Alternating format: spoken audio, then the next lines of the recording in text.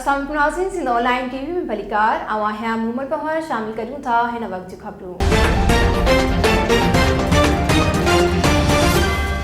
नाज़रीन, हैदराबाद बोर्ड पारां कागज़नि जी मुद में मड़ियल फीस खिलाफ़ हाई स्कूल चोहर जमाली जे शागिर्दनि एहतजाज कयो। सिंध ऑनलाइन टीवी जे रिपोर्टर कादिर कहर मूजिब शागिर्दनि फीस ख़त्म करण जो मुतालबो कयो आहे।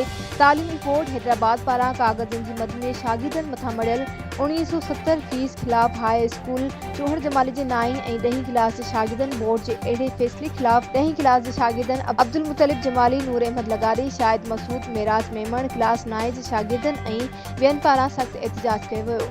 उन मौक़े ते शागिर्दनि ॻाल्हाईंदे चयो त अक्सर शागिर्दनि जा वालिदीन ग़रीब आहिनि ऐं फीस अदा नथा करे सघनि। जेकॾहिं फीस ख़त्म न कई वई त केतिरा ई शागिर्द पंहिंजी पढ़ाई जारी न रखी सघंदा।